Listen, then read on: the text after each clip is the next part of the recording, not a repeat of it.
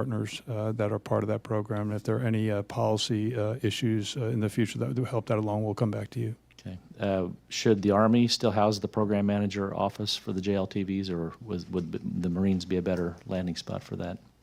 Congressman, currently the Marine Corps is not outfitted from a personnel perspective, manpower, engineering, contracting to manage a joint program, so we're currently not structured for it, sir. Got it. Thank you.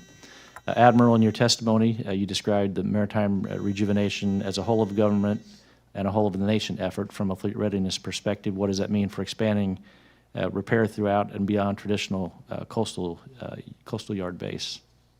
Hey, sir, I think we want our whole maritime industrial base. It is part of the Golden Fleet Initiative, not just new ships and existing ships, but the industrial base that supports them. So having other non-traditional vendors that can create modules or other parts for ships, we're all about, and I think we welcome them as long as they can meet the standard and deliver it and cut down on our delays to build and deliver our ships. Okay. Any consideration of places like the Ohio River Valley? Yes, sir. Absolutely. Okay. Very good. I'll yield back. Mr. DeLuzio, you're recognized. Thank you, Mr. Chairman, and welcome to witnesses. General Neve, I'll start with you, fellow Pittsburgher, if I've got my notes right. Okay, welcome. Sure. The Pirates are in first place. We get the draft next week. The Pens are in the playoffs. Things are looking up for us. Right. I tell everybody right now, Steelers in first place. We have some work to do in the offseason. All right, I have a Pittsburgh and Western Pennsylvania issue, General, to start with. As you know, Pittsburgh is home to A12C. It's the Army's Artificial Intelligence Integration Center.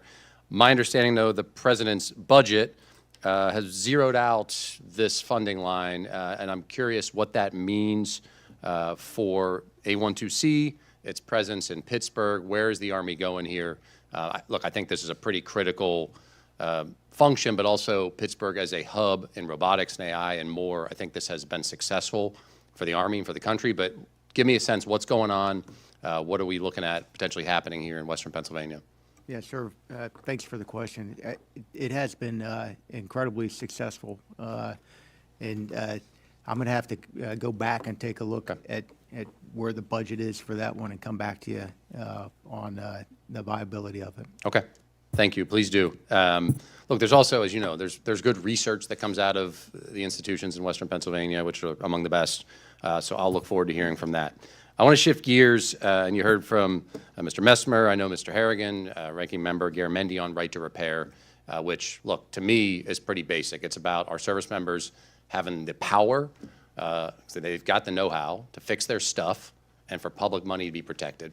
It's pretty straightforward. And so what I'm looking for, if each of you can indulge me, give me some examples of things that our service members can do that they can't, whether it's because of data access rights, whether it's agreements. Give me some examples, because I know I'm not alone in wanting to help you get that fixed, protect public money, give our troops the ability to fix stuff. General, I'll come back to you to start, but I'll open up to all of you. Just give me some examples of what you're seeing in your branch.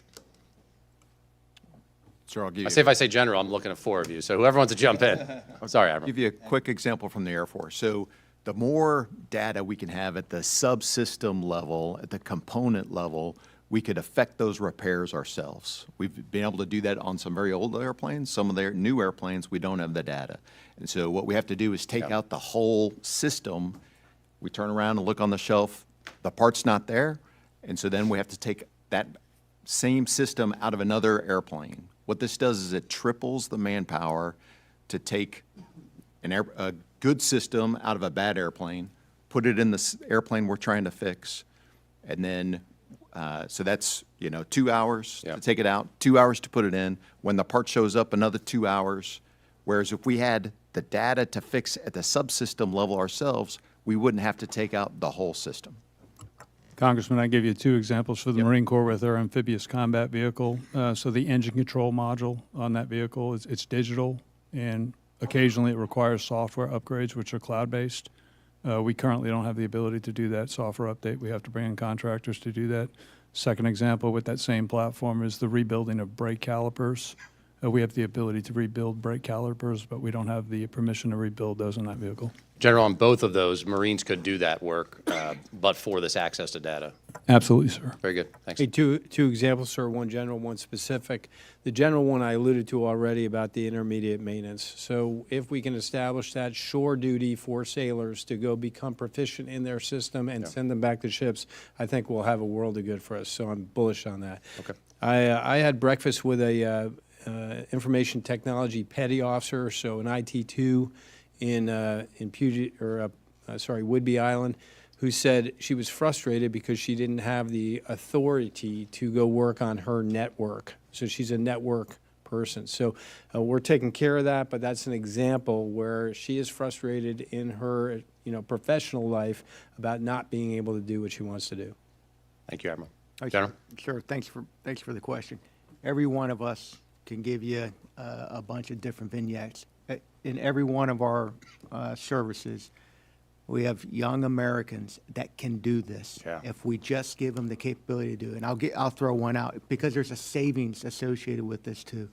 So a $14,000 fin that goes on an external fuel tank for a UH-60, just to replace it, $14,000. Our team re-engineered, reverse engineered it, 3D printed it. It cost $3,000 to do it, 78% cheaper.